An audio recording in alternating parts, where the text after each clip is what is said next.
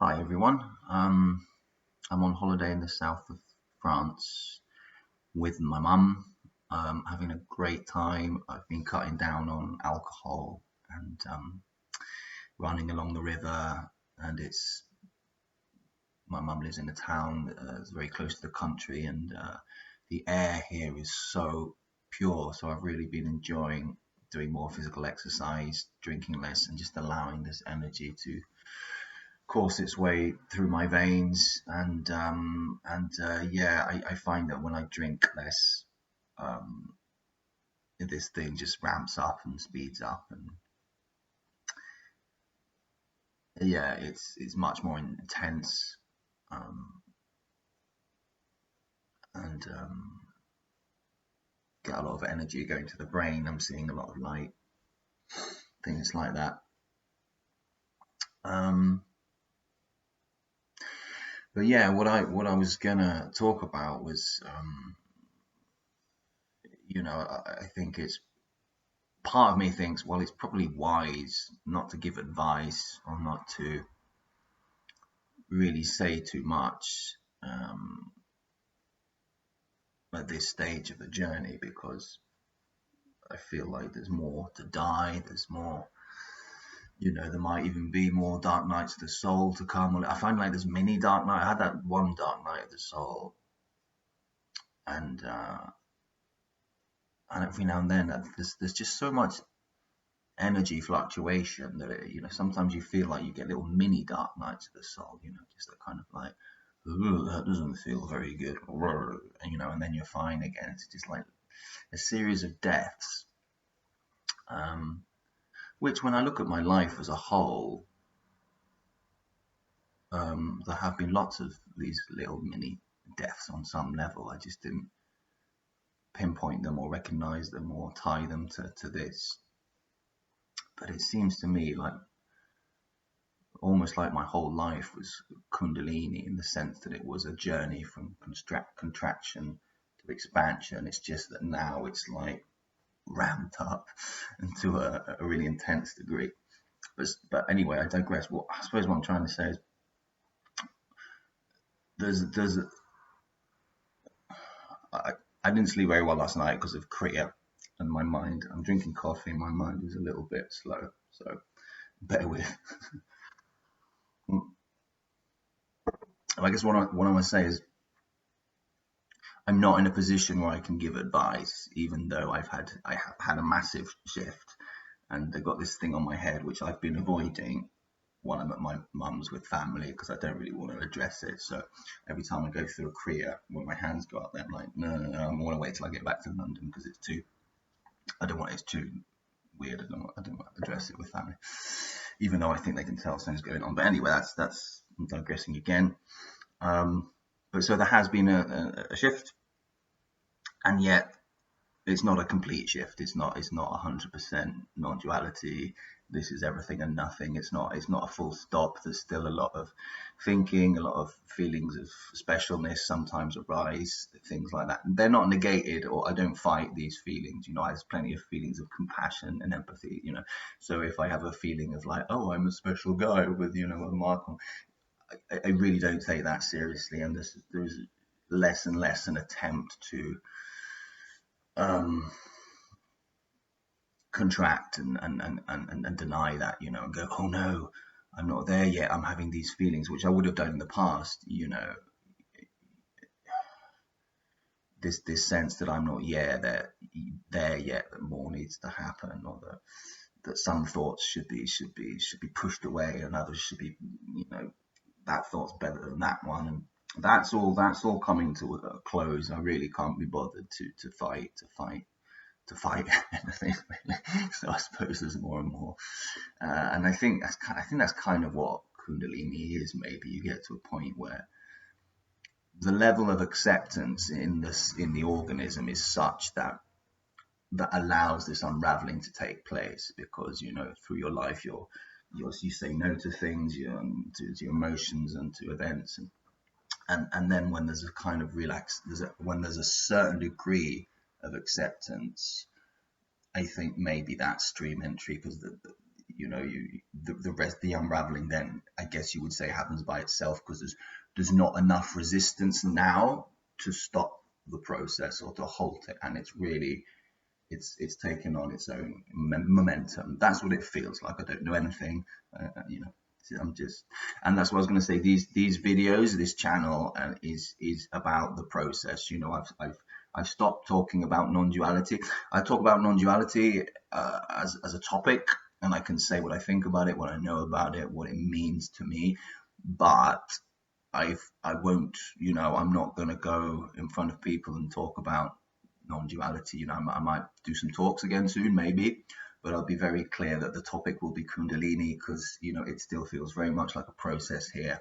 And for a while I thought I'd had a full-blown awakening, same as Tony Parsons, Jim Newman, Angelo, Suzanne, all these people I listened to. I thought that was it, because there was a loss of that sense of self or bottom or agent or instigator, and then I just didn't think that there'd be so much more going on after that,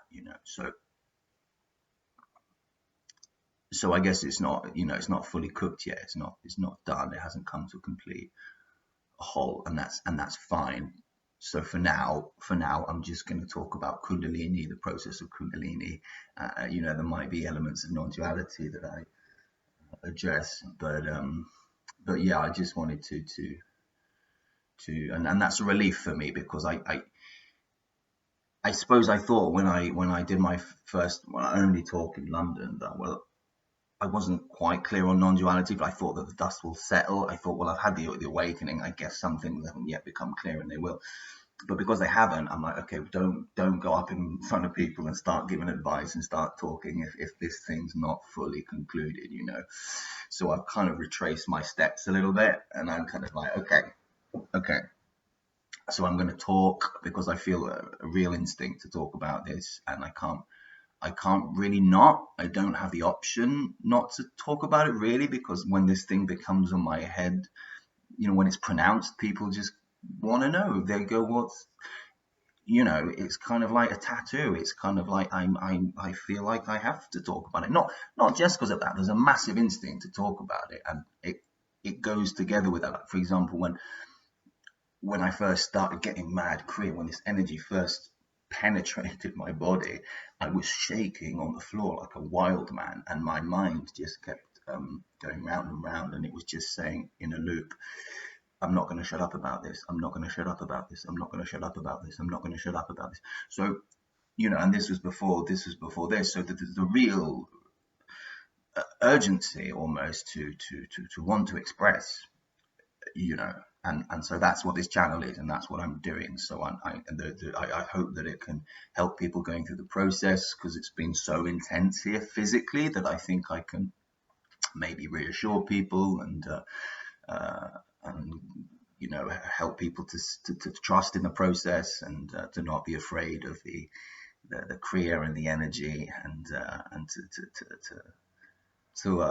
help people to sink back into this and to trust it. I think this channel is good for that. But it, more than anything, it's just a video diary, and I think there's a lot of stuff I've said on this channel, particularly early on, that, because this energy is shifting and changing, things are changing quite rapidly, that I could go, well, actually, I don't know if I still think like that or agree with that, but I've kind of left it. I'm not really, I have the urge sometimes to delete things, but I think, you know what, it's interesting to see someone go through the process. So rather than this being a channel about non-duality, and let me tell you about non-duality, let me tell you that this is everything and nothing, and nothing's really happening. I can't talk like that. So that's not what this channel is. It's more like a video diary of the process of a very intense energetic awakening, and I don't know really where it's leading, where it's going. I mean, I have sort of intuitions and things like that, and but I don't, yeah, but there's certainly a lot of trust in what's happening. There's a lot of trust, I guess, because of this as well. When there's an energy that's doing something like that, you kind of think, well, on some level, I feel validated, you know, on some level I feel held by the universe. On some level I feel like I'm okay. I'm going to be okay. You know what I mean? Even though that's daunting, I'm kind of like, shit, am I going to become some sort of, I don't even know, man. You know, it's daunting for sure. There's not a lot of fear that comes up. Maybe because I feel protected also by this, despite connotations. You know, I do feel, it does feel like some greater force has kind of got you in its loving grip, you know. Oh man, can you? Shit, wait. Sorry about the glare.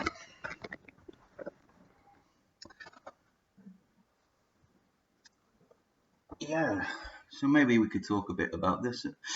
So I'm on holiday at the moment in the south of France, and when I arrived, this was much more pronounced. This was red like that. It kind of goes dook dook dook, and it's changed. It's changed. It changes in nature. Like at the beginning, my hands have done different things on my head. Like at one point, it was a really fat, just a U like that. And at one point it was like a U like that. I have a picture of me with just blood like that, like a big. So there's sort of different lines that it favors sometimes, and sometimes it does a little thing all the way down here. I don't understand what it is, you know. And if anybody knows, by the way, you know, or if anyone watching these videos going, I think I know what that is, other than, you know, references to historical figures that you know, we all know they have a U on their head or whatever. But actually, what it represents, like if anyone knows, by all means, you know, feel free to enlighten me because I don't know. What was I going to say? Oh yeah, so I arrived. So I arrived on the plane, and my with this big thing. And my intuition was at the time was just like, just going to come clean. You know, I'm just going to say, look, I'm having mystical experiences. I don't know what else to say. You know, it's pretty weird. And it wouldn't be that far out to come out to my family because I read a book called The Hierophant or The Way of the Fool, which I kind of talk about non-duality in a poetic way, and it's very much a romantic adventure through Spain, but there's philosophy and stuff like that. And so they know that I'm considering these kinds of topics. So it's not like I'd be sort of going in cold, but in the end, I just thought it just didn't come about. I just thought I wore a hat for the first couple of days, which is kind of weird because if anything, that makes it more mysterious. You know, it's like, why is he wearing a hat indoors? You know, if anything, that draws more attention, that makes it more mysterious. You know, so. But anyway, in the end, I just thought I'm not gonna address it, and then unless people come to me and want to know, and there's a real openness. Otherwise, you know, I don't have an instinct to go and grab people by the collar and say, "Hey, this is crazy." You know, I kind of did at the beginning, you know, because it's just so overwhelming. You want to share it, you know. You can't, you know, with the Kundalini being this intense, you know, at the beginning of the process, you're not going to be just like, "Oh yeah, yeah." No, there's a kind of like, what the hell, you know? There's a real, and that still feels like that, you know. There's, you know, and I forget. Sometimes I forget that it's going on. You know, if you're watching a movie or engaged in something, you know, and then your shoulder starts going, or you go, oh yeah, yeah, I'm this guy that this thing's happening to. Like I forgot. Yeah, it's like, I don't know how you could possibly forget, but it's, you know. So yeah. Anyway, um,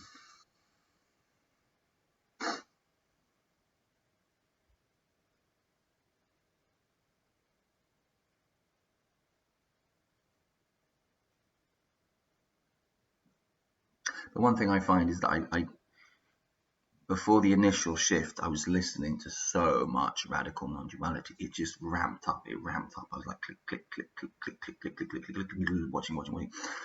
And then there was this shift. And after the shift, there's just been a lot less interest in it. I watch a lot of stuff. I watch a lot of Simply Always Awake channel, um, and interviews, and I dip in and out of Kenneth Madden and things like that. But it's really calmed down, and I think just because it's become the teacher seems to have become internal now, and there's so much trust in what's happening that I just kind of want to let this thing unravel, which is doing automatically, and there's really not a sense that I need to do anything in particular or think anything particular, or it's sort of too late. This thing is got, it really has, it has such a momentum, and it's not it this thing doesn't have any breaks. This energy is just like now, if I relax, that I didn't do that just happened. It's there all the time, waiting. If it's not happening, I mean, I could sit and go through Korea the whole day. It wouldn't stop. I mean, from morning to night, it would just be continuous movement. So I get up and that way sometimes, but it's always at the ready. If it's not happening, it's going like, come on, you ready? You ready? Go and lie down. You ready? Let's do it. Let's do it. So it's daunting, and it's, and in the night, last couple of nights, it's just my legs have been just and normally I'm able to say to it, can we not do this now? I'm trying to sleep. I've got the whole day off tomorrow. I'll get up early. We'll ride around, do whatever you want. But at the moment, and maybe because I've quit drinking and stuff like that, it's really ramped up, and it won't always let me sleep, and it's just so full on. It's just got a one-track mind. If this energy was a movie character, it would be Rambo, or the Terminator. It's just like, it's not listening to reason. It's just got a one-track mind. It is so intent on killing me, or doing, or getting to its goal. If it can be seen as a river leading to the sea, it's just knocking trees out the way. I have no sense that it's just gonna at any point just kind of chill. But I'm managing to keep fit, and and eat well, and I'm getting really back into exercise at the moment. I've cut down on drinking. I've always been a bit hedonistic with drink and getting high and stuff like that. And I still find weed interesting with this energy, and I got a lot of activity here, and weed relaxes me and makes the Kriya feel quite nice, more like a massage than a kind of so that kind of has its place. I'm not recommending anything, by the way, but I have calmed down on that front, and I'm just getting, I'm getting back into running and yoga, and I feel like this energy really appreciates that. Maybe it appreciates it a bit too much sometimes, because it just wraps up. It's like the energy gets excited because fitness is so helpful for it to do its thing, faster, I guess. But I'm not complaining. I chose the fast way. One time when I was sleeping, a voice came into my head. It was like a normal thought, just but louder, more intense, like a different frequency. And it just posed a question. It said, fast or slow? And I was like, what? And then it repeated. It went, fast or slow? And I went, fast. And so I guess, I've chosen the fast way. So when I'm in bed at night doing all this, I guess at least I'm thinking, well, it's intense, but it's probably short-lived compared to what it could have been, I guess. And I stand by that. I'd rather not spend 5 years like that. If it can be finished in 2 or 3, I suppose it's preferable. But I have no clue how long this is going to take. For this energy to finish, if it does finish, or to settle, it could be next week, or it could be 5 years, So, but one thing I'll say is, what a ride, man. I mean, what a what an adventure, you know. And yeah, if at the end of this process it's revealed and nothing's happening and it's whatever, and I'll look back and say, oh, you know, nice story or whatever. But you know, for now, woohoo! I'm enjoying it. I'm enjoying it. It's batshit nutty. It's nutty. It's nuts. I,